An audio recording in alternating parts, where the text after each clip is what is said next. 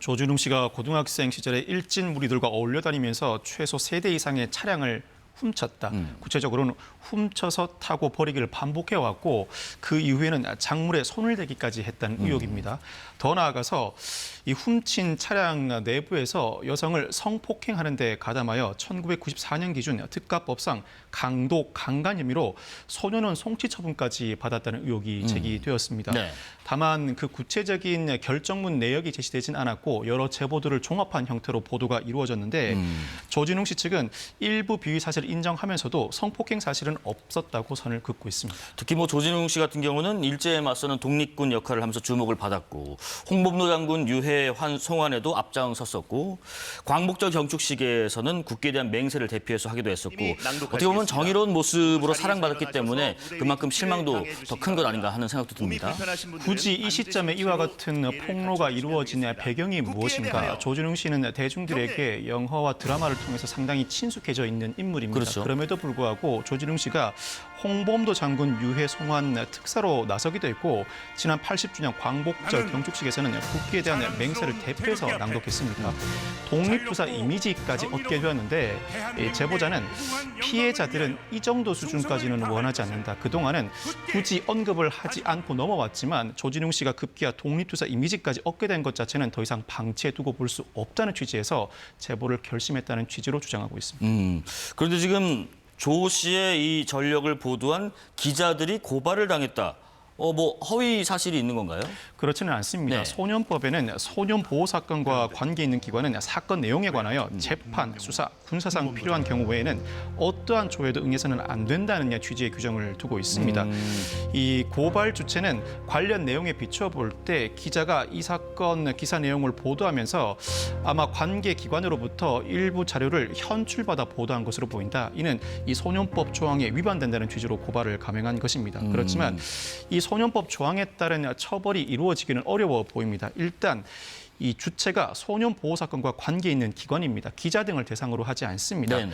이 기관이 어떠한 자료를 유출한다고 하더라도 유출받는 기자는 서로 대항적인 관계에 있는데 이 대항번 관계에서 유출한 자를 처벌하는 규정을 두면서도 유출받는 자를 처벌하는 규정을 두지 않는다는 것은 굳이 유출받는 자는 처벌하지 않겠다는 입법적인 결단으로 보아야 합니다. 지금 또 하나가 이 조진웅 씨 논란과 관련해서 소년법 제정 목적과 맞지 않는 것 아니냐 이런 주장이 나온다는데 그 내용은 뭡니까? 소년법은 미성년자는 아직 어린 불완전한 존재인 만큼 네. 교화와 갱생에 초점을 맞추고 있습니다.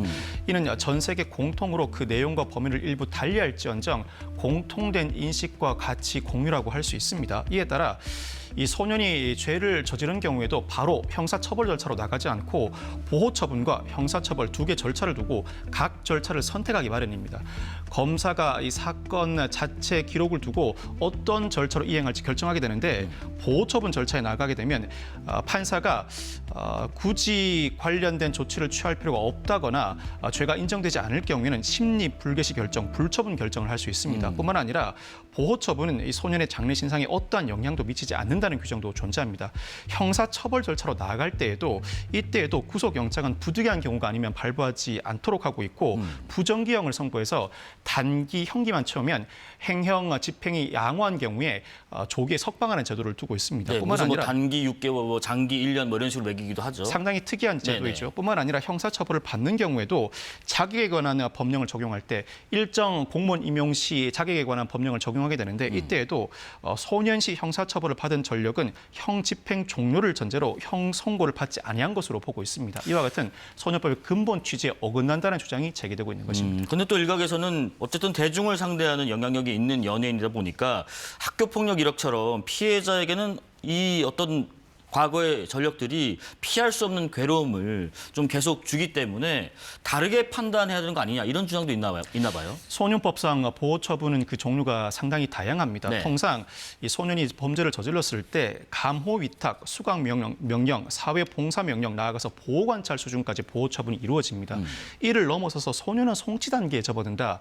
단기 소년원 송치는 6개월 이내이고 장기 소년원 송치는 2년 이하인데 소년원 송치 처분을 받을 정도이면 상당히 중한 범죄를 저질렀다고 하지 않을 수가 없습니다. 네네.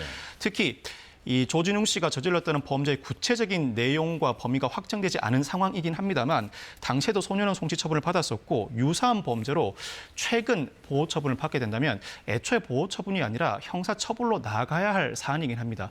검사가 보호 처분에 송치를 했다고 하더라도 판사가 직권으로 형사 처벌 절차에 나아갈 가능성도 배제하지 못하고 동일한 사안이라면 현재 기준에서는 형사 처벌이 마땅한 사안이라고 평가할 수밖에 없는 상황인 만큼 온전히 소년법의 입법 취지만 비추어서 용서해 줘야 한다는 주장이 온당한가라는 비판도 상존합니다. 지금 조진웅 씨 사안과 관련해서 학자분들 의견도 갈린다고 하는데 그 부분도 좀 소개해 주시죠. 일단 여러 학자들의 의견이 엇갈리고 있는데 네. 소년법의 입법 취지를 충분히 고려해야 한다. 조진웅 씨처럼 과거에 범죄를 저질렀다고 하더라도 장기간 끊임없는 노력을 통해서 대중의 신뢰를 얻은 인물이 일순간에 무너지게 된다면 현재 소년범들 더 이상 갱생 의지와 그 가능성을 꺾어버리는 조치에 이를 것이다. 즉 더 이상 소년범들에게 귀감이 되는 인물을 꺾어버린다면 이들의 갱생 의지마저 꺾는다는 결과에 이른다는 지적을 하고 있습니다. 반면에 이 사건은 씻을 수 없는 상처가 남아있을 피해자가 존재하는 범죄이다. 적어도 강력 범죄 피해자가 존재하는 범죄라면 소년법의 입법 취지에 비추어 본다고 하더라도 하차는 마땅하다는 취지의 주장이 맞서고 있습니다. 네. 물론 소년법 입법 취지에 비추어 본다면 어떠한 경우에도 소년의 교화와 갱생은 포기할 수 없습니다. 그렇지만 소년 시기에 어떠한 범죄를 저질러 일정한 처분을 받았을 때 어떠한 불이익을 받지 않는다는 것은 법적인 개념이라고 할 수 있습니다. 사실상 일체의 불이익을 받지 않는다는 개념은 상정하기도 어렵고 그 가능성을 온전히 배제하기는 어렵습니다. 조진웅 씨는 하필이면 대중 연예인으로서 왕성한 활동을 해왔고 독립투사 이미지까지 얻게 된 상황입니다. 이로 인해서 어느 시점에 과거 이력이 폭로됨으로써 그로 인해 받게 된 사실상 불이익은 본인이 감내해야 할 영역입니다. 결국 피해자들로부터 충분히 용서를 받고 대중들이 품어 안을 수 있는 상황은 스스로가 만들어 나가야 하는 과정이라고 할 수 있습니다. 자, 그렇다면 입장문을 잠깐 볼까 하는데 조 씨의 입장문에 뭐 지적이 있는 것 같아요. 일부 책임, 도리, 뭐 사죄 이런 표현은 있습니다만은 피해자에 대한 직접적인 사과냐 이런 얘기가 있다면서요. 이 사건 보도 이후 그 다음 날 곧바로 조진웅 씨가 전격 은퇴를 선언했습니다. 네. 다시 한번 사과 의사를 밝혔는데 지난 과오에 대한 책임이자 도리라고 생각한다면서 다시 한번 진심으로 사과드립니다라는 워딩이 포함되어 있긴 합니다. 그렇지만 진심으로 사과드린다는 그 사과의 대상 자체가 대중으로 읽혀지고 피해자들을 지칭해서 사과하는 의사는 보이지 않습니다. 네. 아마 이와 같은 워딩은 많은 고민 끝에 나온 것이리라 짐작을 합니다. 조진웅 씨 본인뿐만 아니라 소속사 관련된 법적 조언을 받으면서 많은 고민의 흔적이 녹아 있는 것으로 보이는데 피해자들을 대상으로 포괄적인 사과를 할 경우에는 보도된 내용, 즉 과거의 범죄 사실 전반을 인정하는 취지로 읽힐 수 있다는 우려에 따라서 굳이 피해자에 대한 사과는 포함시키지 않은 것으로 보입니다만 이를 받아들이는 대중 입장에서는 우리를 향한 사과가 아니라 피해자들을 향한 사과가 먼저 선행되어야 한다는 인상을 받을 수밖에 없습니다. 이 조진웅 씨 사안이 정치권까지 번졌다고 합니다. 국민의힘 나경원 의원은 고위공직자나 공무원의 소년기 흉악범죄 전력을 국가가 공식적으로 검증하고 국민이 직접 확인할 수 있는 법안을 발의할 예정이라고 하고요.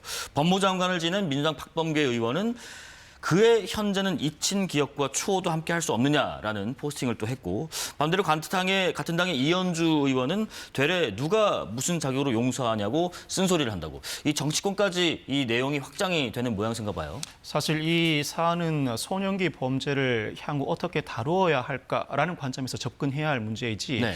정치적 성향에 따라서 견해가 엇갈린 문제는 아니라고 봅니다. 그럼에도 불구하고 정치권 논란까지 불거지게 되었는데 일단 국민의힘 나경원 의원은 고위공직자나 공무원의 소년기 흉악범죄 전력 조회 공개 법안을 발의할 예정입니다.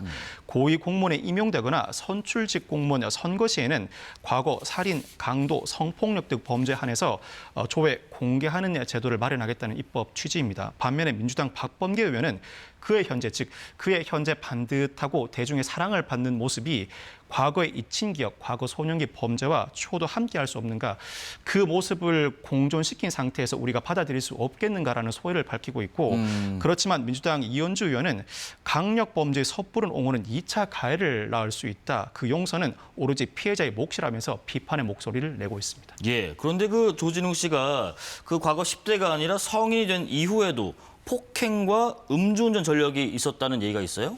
조진웅 씨가 대학 졸업 후에 연극 배우로서 극단 생활을 시작했다고 합니다. 네. 당시 극단 생활을 할 때쯤에 극단 단원을 폭행해서 벌금형을 선고받은 전력이 있다고 합니다. 뿐만 아니라 영화 말죽거리 잔혹사 촬영을 마친 이후에 음주운전으로 처벌받은 전력도 있다고 하는데 이로 인해서 면허 취소 처분을 받았다고 합니다. 제보자에 따르면 당시 조진웅 씨가 아버지의 이름인 조진웅이라는 가명을 씀으로 인해 네네. 아마 경찰이 유명 연예인이라는 사실을 인지하지 못했던 것으로 보인다고도 언급하고 있습니다.